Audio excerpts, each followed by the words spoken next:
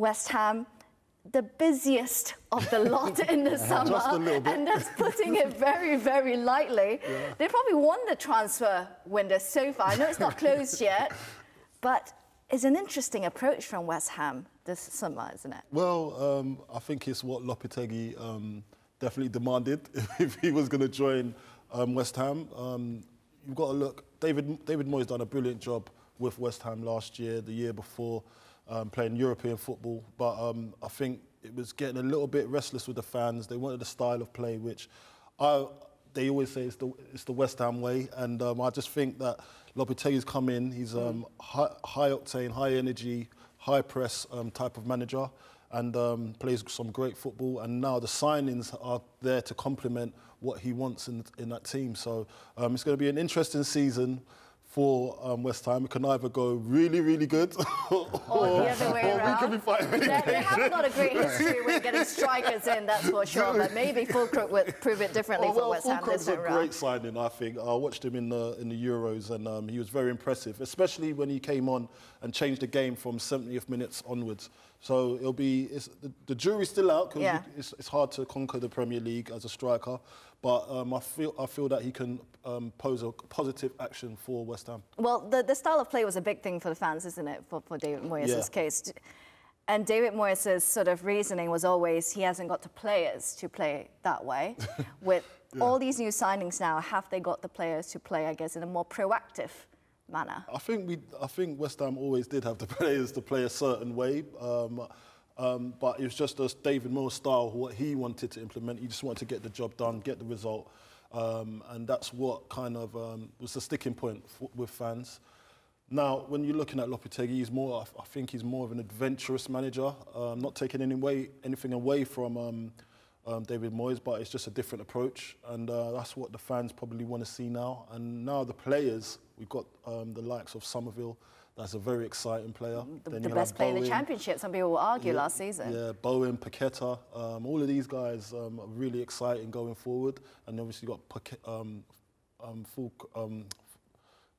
Fulcrook up front. There's so many players that we've signed. But it just looks... Even Kudus as well. Kudus as well. I forgot about Kudus as well. So it's just going to look so great for the fans now going forward. And it's the... West Ham way nowadays. That's what they're looking for, and that's what Lopetegui wants. Can it be the surprise package, Gary, you think, this season? Well, I think West Ham were a bit of a surprise package under David Moyes, to be honest with you, qualifying for European football season after season, winning the UEFA Conference League as well. So, you know, I think some real credit to David Moyes for what he did. So now, can they have that type of success, but with a little bit more style?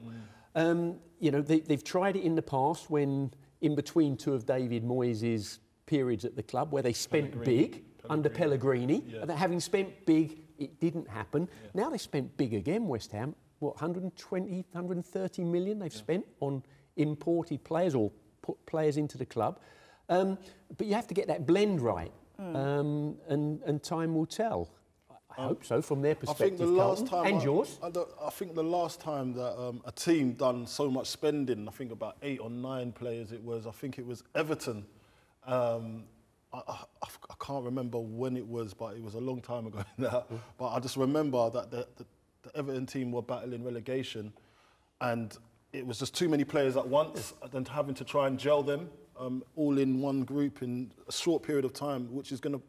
it'll pose difficult. But now, because of technology and because of stats and the analysts and data, you can kind of get a feel of what type of player the manager wants to buy, and then try and implement that style quite quickly to try and get them all to gel, instead of trying to do too much and trying to fit a puzzle together, and data actually helps you nowadays. Can I just ask something very quickly, actually, in this regard? You're talking about the West Ham way, right? Yes. And the news broke yesterday that it looks like Divin Mubama is going to be heading over to Manchester City. Yes, yes. So when he's done it. Yeah, that he has. When you want to retain the West Ham way, why get someone like Nicholas Fulcrook? Yes, he's had a great tournament internationally and for Dortmund, instead of maybe throwing the sink at someone like Divin. Did you work with him? Yes, I did coach Divine. I've done a bit of coaching him. Not saying that he learned anything from me, but no, Divine's he was a great prospect under David Moyes, it was very hard to get minutes for some of our young players, and I think he got a bit frustrated, and it didn't bode well for him wanting to stay. And now he's gone to Manchester City, where he's going to find it even more hard to get minutes. So that's the question: why not stay with a new manager for the opportunity of getting minutes? Well, I think there was something. There's more to it. It wasn't just the fact of he didn't want to stay, and it wasn't the fact that we didn't want to retain him. It was just a culmination of a perfect storm for him to leave, basically. It was a fact, basically, that he could get a superior contract by leaving. Come on. I would think that comes into it, for sure. It wasn't, by the way. So, go on. So basically, because now you got to tell us. I'm kind of privy to what's happened, but it was nothing to do with money. Okay. It was nothing to do with money. Okay. It was just pathway and trying to get him. But he did get a better contract. An improved one, yeah. but not. It was only slightly to what we offered. Okay. Yeah. Okay, a little drama behind the scenes there.